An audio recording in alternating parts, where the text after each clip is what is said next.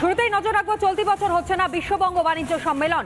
নবান্নে মুখ্যমন্ত্রীর শিল্প বৈঠকে এই সিদ্ধান্ত নেওয়া হয়েছে বলে জানতে পারা যাচ্ছে। এমনকি বিভিন্ন বণিক সভার সদস্যদের নিয়ে এই সিদ্ধান্ত। লোকসভা ভোটে ব্যস্ত থাকায় বিজেপিএস সম্ভব নয়। শিল্পের উন্নতিতে বাধা নয় কিছুই বার্তা মমতার।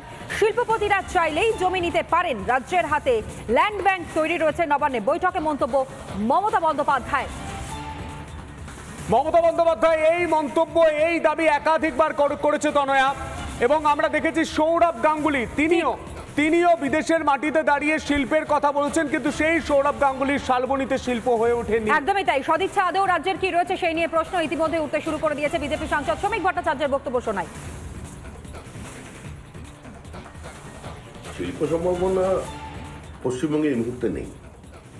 যে শিল্প সম্মেলনগুলো মুখ্যমন্ত্রী করেছিলেন তারপরে এ রাজ্যের কত বিনিয়োগ এসছে শ্বেতপত্র প্রকাশ করে জানান একবার। কি করে এখানে শিল্প আসবে?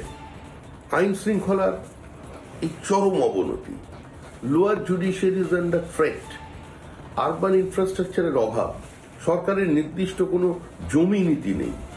সরকার ল্যান্ড ব্যাংকের কথা বলছেন, কিন্তু তারাই ঘোষণা করেছিলেন আমরা 1 ইঞ্চি জমি অধিগ্রহণ করব না। সিঙ্গুর এবং নন্দীগ্রাম থেকে যে বার্তা গিয়েছিল দেশ এবং দেশের বাইরে, তাতে নতুন করে কোনো শিল্পপতি এখানে আসবেন না। প্রতিদিন যদি একটা মানুষকে তৃণমূল ট্যাক্স দিতে হয়, তাহলে কে এখানে শিল্প করতে আসবে? যতদিন তৃণমূল থাকবে ততদিন পশ্চিমবঙ্গে অন্তত আর যাই হোক নতুন করে শিল্পায়নের কোনো সম্ভাবনা নেই। বিজেপি রাজ্যসভার সাংসদ শ্রমিক ভট্টাচার্যের বক্তব্য আপনাদের সামনে তুলে ধরলাম। বিজেপি নেতা সন্ময় বন্দ্যোপাধ্যায় কি বলছেন? ওটা একটা অজুহাত, লোকসভা ভোটে ব্যস্ত থাকার কারণ নয়। আসলে কোনো শিল্পপতি আর পশ্চিমবঙ্গে আসার ইচ্ছে প্রকাশ করছেন না, মোটামুটি প্রকাশ পেয়েছে। আবার একটা স্টোরি সাজানোর জন্য একটু টাইম কিল করছে।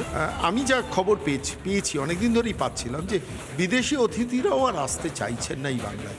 ফলত আলটিমেটলি এখন জোগাড় করতে 1 বছর সময় লাগবে। পরের বছর 2026-এর বিধানসভা নির্বাচনের আগে হয়তো আবার নতুন করে একটা নাটক দেখবে বাংলা। রাজ্যের শিল্প হোক, রাজ্যের শিল্পপতিরা তারা আসুন, যে কারণে বারংবার আমরা দেখেছি যে বিশ্ববঙ্গ বাণিজ্য সম্মেলনের আয়োজন করা হয়েছে। কিন্তু আদৌ সত্যিই কি এ রাজ্যে রাজ্য সরকারের শিল্প নিয়ে কোনো চিন্তাভাবনা রয়েছে? সিপিএম নেতা তথা আইনজীবী বিকাশ রঞ্জন ভট্টাচার্য তারা কি মনে করছেন শোনাই। 2011 সালের পর থেকে মুখ্যমন্ত্রী দেখবেন একই বক্তৃতা, ওই ভাঙা টেপ রেকর্ডারের মতো এক কথা বলে যাচ্ছে, আমরা শিল্পবন্ধু, আমাদের ল্যান্ড ব্যাংক আছে, কিন্তু তাও শিল্প হচ্ছে না। এবং যা শিল্প ছিল, আমি সাম্প্রতিককালে হলদিয়াতে নির্বাচনী প্রচারে গিয়ে দেখলাম যে টুকটাক ছোটোখাটো শিল্প ছিল সব তৃণমূলের দৌরাত্মে উঠে চলে গেছে। যতদিন পর্যন্ত এই রাজ্যে মমতা থাকবে, মমতার মুখ দেখে কোনো শিল্পপতি আসবে না। আসবেন, বেড়াতে আসবেন, চাটা খাবেন, শিল্পপতিদের বা ডেপুটি হাই কমিশনারদের নাম ধরে ডেকে তাদের সঙ্গে রসিকতা করবেন, তার মধ্য দিয়ে গোটা বিশ্বজুড়ে ওকে ছ্যাবলা মুখ্যমন্ত্রী বলে লোকে গ্রহণ করছে, এটা উনি বুঝবেন না। এবছর যে শিল্প সম্মেলন হচ্ছে না, অন্তত কিছু টাকা তো বেঁচে গেল, আর তো কিছু না। জনগণের পয়সার অপচয় হয়, সেটা অন্তত পক্ষে বাঁচল। এখানে শিল্প আনতে গেলে প্রাথমিক যে কাজ, সেটা হচ্ছে মমতার মতো একটা গুন্ডা পরিচালিত, গুন্ডা নিয়ন্ত্রিত সরকারের বিদায়, এটা দরকার। অর্থাৎ একটা বিষয় সন্তু এখানে স্পষ্ট, একদিকে যেখানে মমতা বন্দ্যোপাধ্যায় তিনি বলছেন যে শিল্পের জন্য কোনো কিছু বাধা নয়, আবার সেখানে দেখা যাচ্ছে যে এই বিশ্ববঙ্গ বাণিজ্য সম্মেলন সেটা করা সম্পন্ন হচ্ছে না। তার কারণ লোকসভা নির্বাচনে নাকি ব্যস্ত, কিন্তু তা তো মিটে গিয়েছে।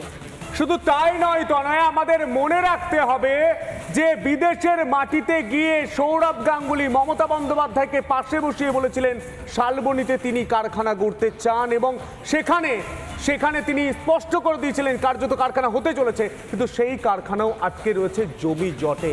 শালবনী থেকে গড়বেতায় কারখানার কথা বলা হচ্ছে, কিন্তু কেন? সেই দিন সৌরভ গাঙ্গুলি ঠিক কি বলেছিলেন আমরা শোনাই দর্শকদের।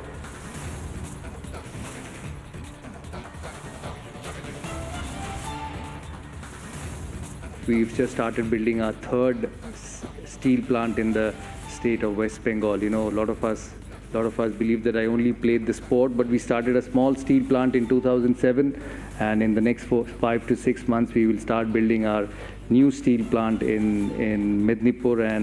And I must tell you, this is from practical experience and not because I'm with the Honorable Chief Minister here or the delegates here.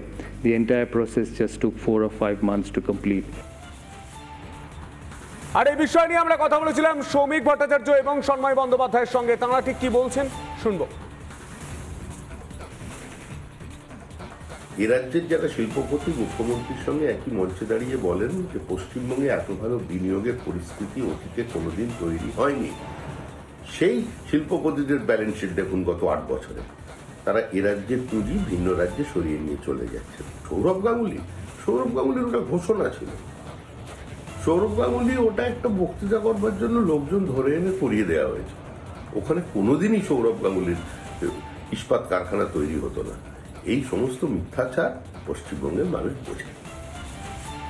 BGBS হলে লোকে বা সাংবাদিকরাও জিজ্ঞেস করতেন যে আচ্ছা জিন্দালদের যে কারখানা, সৌরভ গাঙ্গুলির যে কারখানা হওয়ার কথা ছিল, যেখানে 6,000 লোক 6 মাসে চাকরি পাবে স্পেন থেকে শুনেছিলাম, সেটার কি হলো ম্যাডাম একটু বলবেন? সেই প্রশ্নটার উত্তরও এবার ওকে দিতে হতো। ফলে স্বাভাবিকভাবে বুঝতে পেরেছেন অবস্থা বেহাল। 2011 সাল থেকে 2024 সাল পর্যন্ত আমাদের রাজ্যে সেভাবে কোনো ভারী শিল্প আসেনি, কিন্তু একাধিকবার তো নয়, আমাদের মনে রাখতে হবে একাধিকবার এ রাজ্যে এই বিশ্ববঙ্গ বাণিজ্য সম্মেলন হয়ে গিয়েছে, তার ফল কিন্তু আছে। এবং প্রথম সারির শিল্পপতিদের তাদের উপস্থিতি দেখেছি, আমন্ত্রণ করতেও দেখা গিয়েছে। তাহলে এত জাঁকজমক করে এত উৎসবের আবহে বিশ্ববঙ্গ বাণিজ্য সম্মেলন করবার মানেটা কি হলো যদি শিল্পই এই রাজ্যে না আসে? আর সেই প্রশ্নটাই তুলছেন কৌস্তব বাগচি। ঠিক কি বলছেন কৌস্তব বাগচি, শুনবো। কলকাতায় সৌরভ গাঙ্গুলি বলতে পারলেন না যে এখানে শিল্প করবেন, স্পেনে গিয়ে সৌরভ গাঙ্গুলি বললেন যে এখানে শিল্প করবেন। কিন্তু আশ্চর্যজনকভাবে পশ্চিমবঙ্গে সৌরভ গাঙ্গুলি একটা চপের দোকানও তারপরে করেছে বলে আমার জানা নেই। যাই হোক, সৌরভ গাঙ্গুলি খুব বুদ্ধিমান লোক, কেন যেচে বিপদে পড়বেন উনি জানে পশ্চিমবঙ্গে যে কোনো একটা এস্টাবলিশমেন্ট করতে গেলেই তৃণমূলের নেতাদের টাকা দিতে দিতে হাঁপিয়ে যেতে হবে। তো সৌরভ গাঙ্গুলি বুদ্ধিমান লোক, বিচক্ষণ লোক, সেই বিষয়গুলো করেনি। আর এই যে কথা বলছেন বারংবার এই ল্যান্ড ব্যাংক রেডি আছে, এ আছে, পশ্চিমবঙ্গে যারা উদ্যোগপতি বা যারা ইনভেস্টার তারা জানে যে ইনভেস্টমেন্ট করতে গেলে, এখানে কোনো উদ্যোগ নিতে গেলে সমস্যাটা তো জমির সমস্যা তো অবশ্যই আছে, কিন্তু তার থেকে বড় সমস্যা তৃণমূল কংগ্রেসের লোকেদেরকে টাকা দেওয়ার সমস্যা। তো সেই জন্যই সবাই পশ্চিমবঙ্গ থেকে শিল্প থেকে 10 হাত দূরে থাকছে। আর পশ্চিমবঙ্গের মানসিকতা, পশ্চিমবঙ্গে সরকারের যে মানসিকতা, তাতে করে এই মানসিকতা নিয়ে পশ্চিমবঙ্গে আর যাই হোক কেউ শিল্প স্থাপন করবে না। যদি করার হতো এতদিনে অনেক শিল্প পশ্চিমবঙ্গে হতো। আর এবার শুনতো তাহলে একটু আসানসোলের খবরের দিকে নজর রাখা যাক। একদমই।